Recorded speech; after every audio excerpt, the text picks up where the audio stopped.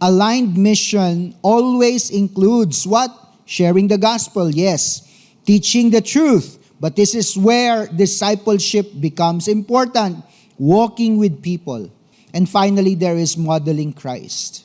If you are aligned with Christ, dapat willing ka to go the extra mile and do the extra effort to not just share Christ, but also to show them how to live like Jesus.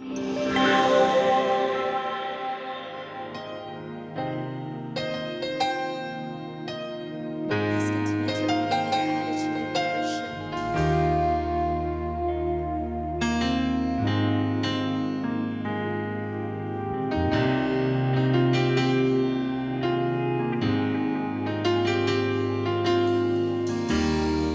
I've been told to live my own truth, do whatever makes me feel good, get rid of boundaries, the rules are stifling, chase good feelings, soon will be gone, but I found myself more lost than ever, slave and bound to my desires, and that's not freedom. Holy Spirit, make me more like Jesus, every day a little more like Jesus. Crucify my flesh with yours, then my new life might be secure. Everything I do, done so I can honor you. Resurrect me, sanctify, make me into your image.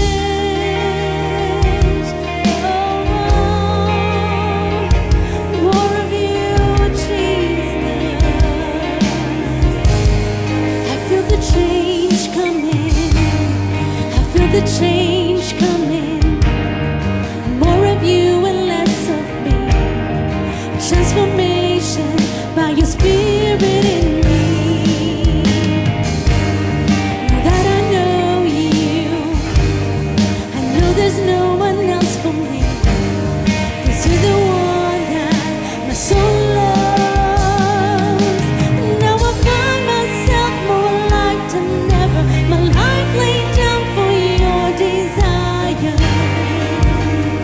Now this is freedom. Holy Spirit, make me more like Jesus. Every day a little more like Jesus. Crucify my flesh with yours, then my new life might be secured. Everything I do, done so I can honor you. Resurrect me, sanctify to your image. Yes, Lord, make me into your image, God. I feel the change coming. I feel the change, yes, Lord. More of you and less of me. Transformation by your Spirit in me. Now that I know you, I know there's no one else for me. 'Cause you're the one that my soul loves. Now I find myself more alive than ever. My life laid down for your desire. Now this is freedom. Holy Spirit, make me more like Jesus.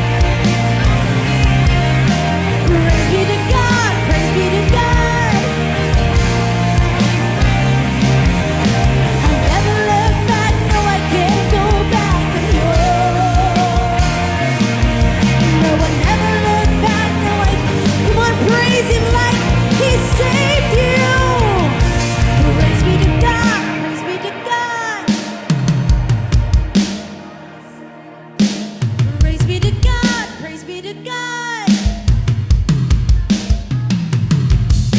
I'll never live back, no, I can't go back, no. No, I'll never look back, no, I can't go back, no. Here I am, take me as an offering.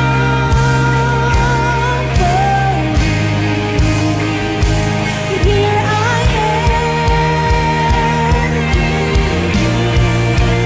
am, every heartbeat for your glory. Here I am, take me as an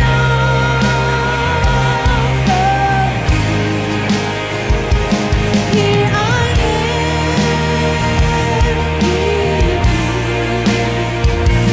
every heartbeat for your glory.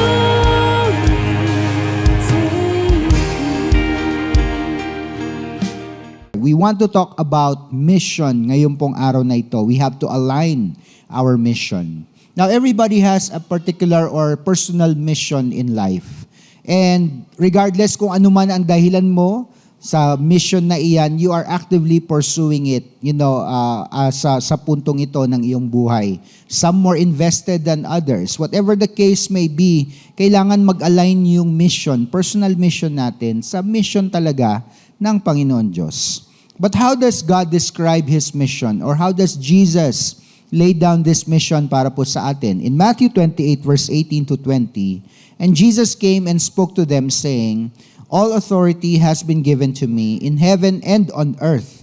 Go therefore, make disciples of all nations, baptizing them in the name of the Father and of the Son and of the Holy Spirit, teaching them to observe all things that I have commanded you, and lo, I am with you always to the end of the age. Amen. Pagpalain ng Lord ang kanya pong salita. Tandaan natin, ang Christian growth ay hindi lang inward. Bagamat pag diniscuss natin yung John chapter 15, and we have talked about it several times or many times, nakikita natin that as we continue to connect with the vine, nararanasan natin o na-experience natin ang totoong buhay. Because life is in the vine, because we are the branches, as long as we remain connected to Jesus Christ, yung buhay niya ay nasa atin. So, you may see that as an inward growth, pero ano ba ang resulta para sa healthy na branch? Ang resultang nilanais ng Lord para sa isang healthy na branch ay hindi lang dahon, hindi lang bulaklak. Ano yon? Ang tawag natin, letter F, fruit, di ba? Or bunga. Now, hindi ka naman makita ng halaman na siya mismo nag-enjoy ng sarili niyang fruit. 'Di ba? Pag namunga ang isang halaman, sino ang nag-enjoy ng kanyang fruit? 'Di ba? Whether it is animals or people, 'di ba? It is not the plant itself that gets to enjoy its fruit. So it is meant to be enjoyed by others. So ibig sabihin, ang growth hindi lang inward ang movement, merong itong outward na movement. And the problem is many Christians only focus on the inward. Not a lot of Christians focus on the outward. You see, following Jesus will definitely lead to alignment, but this alignment needs to be what? To manifest itself in being sent. So, na-align ka inwardly, now the question is, are you aligned outwardly? It means being sent. Now, many believers are definitely faithful pagdating po sa kanilang attendance. Hindi po sila lumiliban sa mga gawain ng simbahan. Committed sila dun sa kanilang mga personal acts of sacrifice or worship, consistent sa giving, pero minsan nakakaramdam pa rin ng, bakit gano'n? Parang may kulang pa rin sa buhay ko. You know what that thing is that is lacking in your life? That is why you don't feel as full or satisfied as you should. Ang kulang po ay mission. Somebody say mission. Alignment is not complete until your life moves beyond yourself. Number one, you have to understand this very, very first principle. To fulfill the mission, to align our mission with God's mission, we have to live under the authority of Jesus Christ. And basically, in the scripture na binasa po natin, all authority, not some. It says, all authority, saan daw in heaven and on earth has been given to me. Now, that's something that is quite interesting to look at. Kasi, alam naman natin, Jesus, as his part in creation, 'di ba, he is the actual hands who created everything. The Bible alludes to this, and of course, when we talk about the Trinity, ito po yung explanation natin. God the Father speaks the words, let there be light. The hands that had to effect, the word of God is the hands of Jesus. The power that allows Jesus to perform what God has spoken is the power of the Holy Spirit. So that's the simplified way na ginagamit natin to explain the Trinity, right? Or one of the ways na ginagamit natin, or illustration na ginagamit natin to explain how the Trinity works. But we're not going to talk about that right now. So ibig sabihin, if his very hands were used, di ba, to create heaven and earth, ibig sabihin, nasa kanya na yung full authority.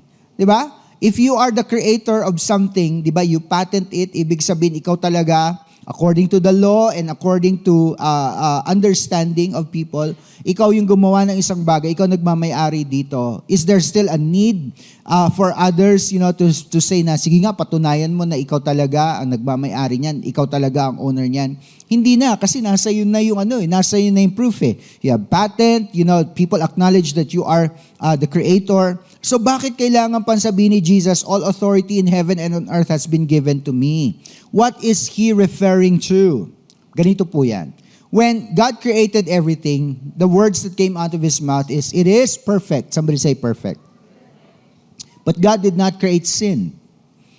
Tapos na ang creation, saka pumasok ang kasalanan.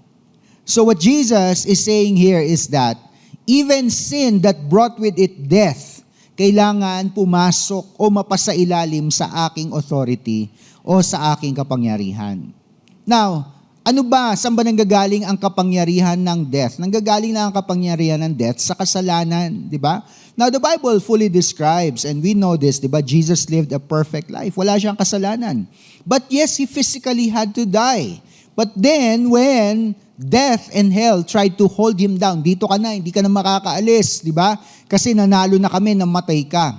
The result of sin, which is death, could not keep him there in that place. Bakit? Kasi yung penalty hindi pwedeng i-impose sa kanya. Ganun naman sa batas, di ba? Kapag you go against the law, the penalty of going against the law will be will be bared by the person who committed, fault. So, pagdating sa harap ng judge, pag sinabing guilty ka, then this is the penalty because of your crime, ito yung tatanggapin mo. But in the courts of, of eternity, ito na si Christ tumaharap na, ginajudge siya ng kasalanan, walang ma-judge sa kanya. So wala tayong magagawa. Sabi ng kasalanan kay death, hindi natin siya pwedeng i-keep dito. We have to let him go. And then of course, there comes in, that God raised Jesus from the dead. The same power that also works in us is the same power na ginamit, the magnitude of that power na ginamit ng Panginoon Diyos para buhayin si Christ ay nananalaytay din sa bawat isa sa atin ng mga mananampalataya. So, when He says all authority, He is now saying, even with death, I have authority over it.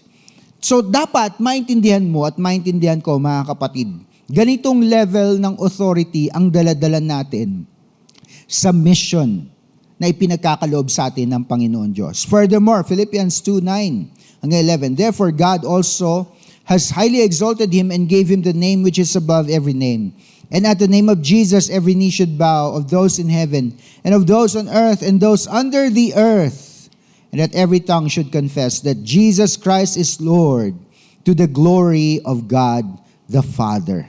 Now, many believers may not feel, that they can do the work of God because anong pakiramdam nila? Unqualified. I felt I was unqualified for a long time. O kaya unprepared. Or even uncertain. Hindi ko alam paano, saan magsisimula. Pero tandaan po natin, mga kapatid, we're speaking about the authority of Christ, not our authority. So, the mission is not dependent on our ability. It's not dependent on how we know. It's not dependent on how well we prepare ourselves. Ang mahalaga dito, alam mo at alam ko na yung tao na nabuhay nung panahon na before us, his name was Jesus, lived a life that was perfect and sinless so that he could finally gain complete authority in everything, including sin and death, so that he can finally pass on that authority to you. So you need to understand, kapag namumuhay tayo with the authority of Christ, kung ano man yung takot natin, fear will decrease, mawawala yan.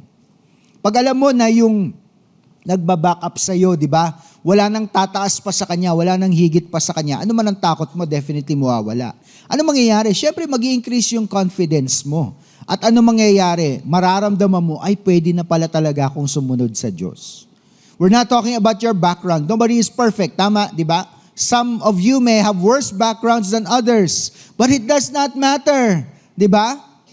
Dahil ang grasya ng Lord at ang kanyang pagmamahal ay pare-parehas at sapat naman para sa lahat ng tao.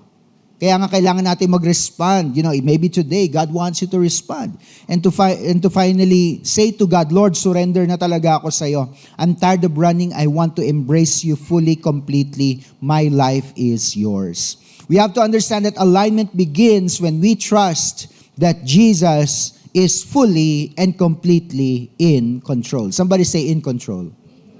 Opo, mga kapatid, when we said the words, Jesus, I make you Savior and Lord over my life, you are giving full control to the one who has all the control in the universe. Not just in our world, but in the entire universe. At hindi lang yon, even heaven itself declares Jesus is in control. So anong dapat natin gawin? We have to move from comfort to calling. Go, therefore. Those are the words. Pag narinig mo yung salitang go, ibig sabihin, you have to move from one place to another. Who knows this game, di ba? Nung bata tayo, di ba, yung mga open the basket, yung mga ganyan, di ba? Yeah. Group yourselves into 3. Di ba? You just cannot stay in one place and say you're participating in the game.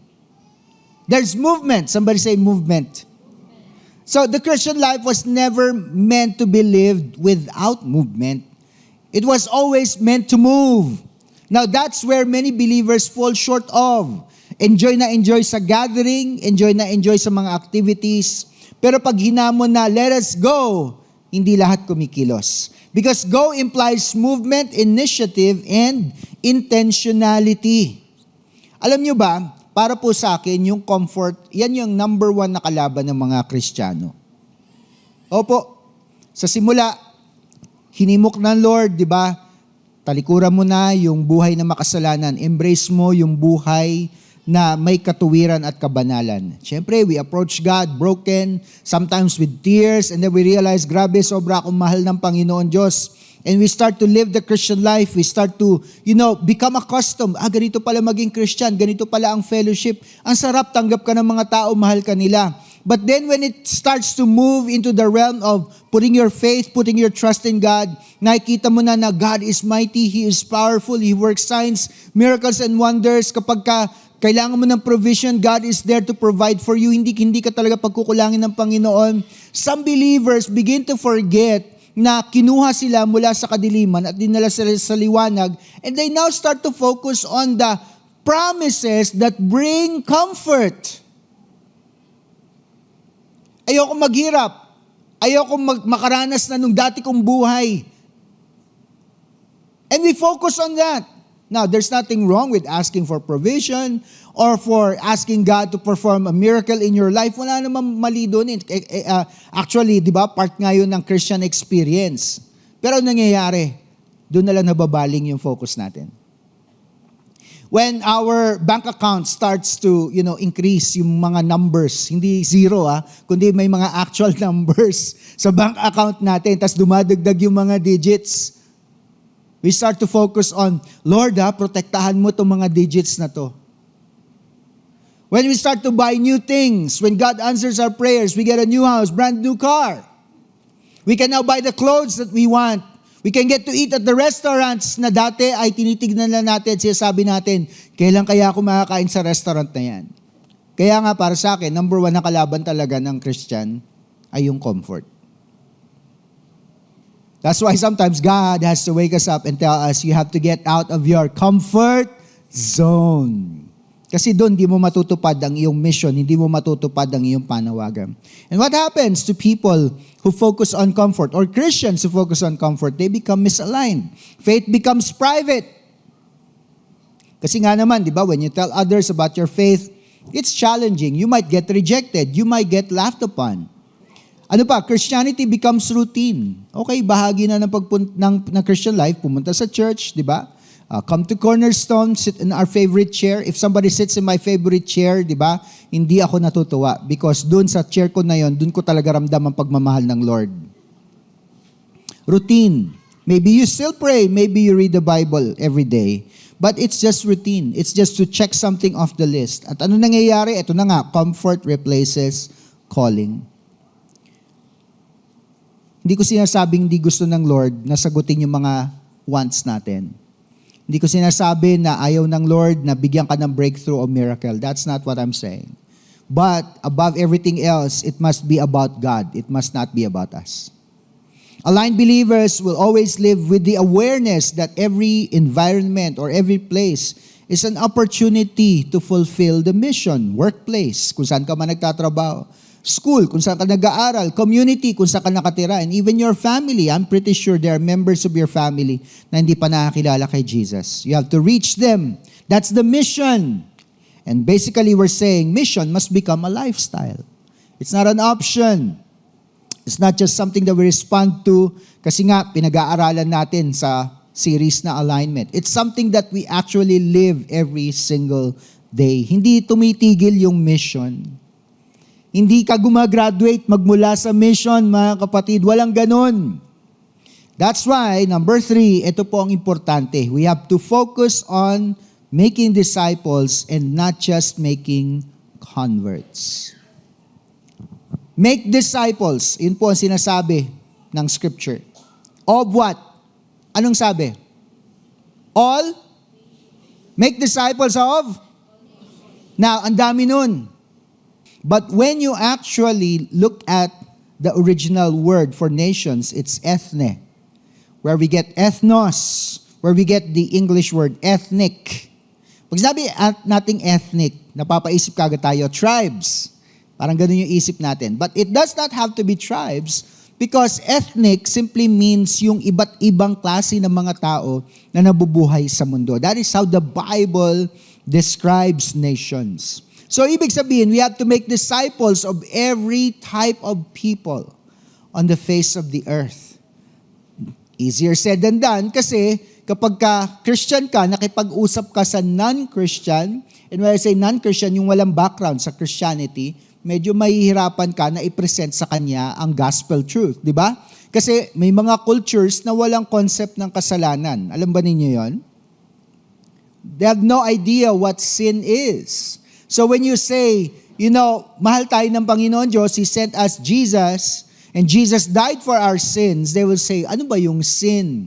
Kaya mahirapan ka na, paano ko i-explain sa taong ito ang concept ng salvation kung hindi niya alam yung concept ng sin? Doon na nagiging challenging ang mission. Even if you go to a basketball court somewhere here in the community, and you have enough promotion, people will come to your event. And when you issue the challenge, sino dito gusto tumanggap kay Jesus Christ bilang Panginoon at Tagapagligtas? There will be many hands that will be raised. Tapos, ano sasabihin mo? Wow, successful yung event natin kasi maraming mga kamay nagtaas, tinanggap nila si Jesus bilang Panginoon at Tagapagligtas. Now, what happens after that? Diba? Ganun na lang? Nagtaas na lang sila ng mga kamay? We're not called to make converts. Diba? The Great Commission is not about make as many evangelistic crusades as you can so that many will raise their hands. Hindi. Ano sabi? Go and make disciples of all nations. So in fact, if you start to make disciples in one ethnic group, may iba pang mga ethnic groups or klase ng mga tao na dapat mong abutin. Ganun po ang panawagan. Here's what we were taught in missions. Pagdating sa socio-economic status, that can be considered as a people group. So maaring umaabot ka sa isang poor community, dapat gumawa ka ng paraan para mag-abot ka sa mayayaman na mga community because they're another group of people. Kung babalik rin natin, rather than people, group of people. So yes, they may raise their hands, but what happens after that? Kung hindi po sila madidisciple, baliwala. Because a disciple is someone who, number one, follows Jesus. We cannot say that they follow Jesus if they simply raise their hand. Kung di naman nila alam kung anong gagawin pagkatapos nun. Or, next, they learn from Jesus. And finally, they live like Jesus. Sino ba magpapakita sa kanila niyan? Tayo. Sabi mo sa katabi mo, ikaw. So we're not just looking for converts, we're looking for disciples. Evangelism is basically just a starting point. But discipleship is the process where all of us are still right now actively going through. Sabi po sa 2 Timothy chapter 2 verse 2, Paul talks to Timothy, "And the things you have heard from me among many witnesses, commit these to faithful men who will be able to teach others also." So pasa-pasa. Hindi evangelism yan, discipleship yan. If it is possible to enroll in a school but never graduate, in the same way people can respond to faith but never grow in it. Discipleship ensures transformation, not just decisions. At ito po mangyayari. Aligned mission always includes what? Sharing the gospel, yes. Teaching the truth. But this is where discipleship becomes important. Walking with people. Kung crusade lang pag-uusapan, asan ang walking with people? Kasi pag tapos na event, tapos na yung interaction sa tao. And finally, there is modeling Christ. If you are aligned with Christ, dapat willing ka to go the extra mile and do the extra effort to not just share Christ, but also to show them how to live like Jesus. If you rely, number 4, on your own strength, mahihirapan ka. Because we don't keep people by our own strength. We keep them engaged because of God's presence. So we rely on God's presence. We rely on the presence of God. It is the invisible but very, very tangible force that is moving in us, through us, and among us. You know, Jesus closes with this promise, "And surely I am with you, not just once, twice, but always." Somebody say always. Now, Jesus physically is not here. Tama ba?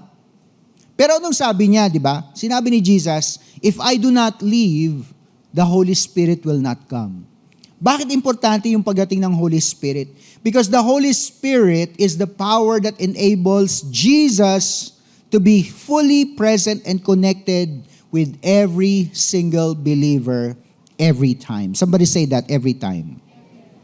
And this is the feeling usually ng mga Christians na ayaw pa mag-mission. May takot sila. Ano yung takot nila? There's the feel that they're doing it alone, unsupported. I am all alone in this. Pero tandaan natin, di ba? Hindi nga strength natin, ang importante, presence nga ni Lord. So the mission of God is also sustained by the presence of God. Yan po yung bottom line yan. Kaya hindi ka dapat matakot. God's presence will always provide courage in difficult conversations. Minsan, di mo lang nare-realize, pero nangungusap pala ang Panginoon sa pamamagitan mo.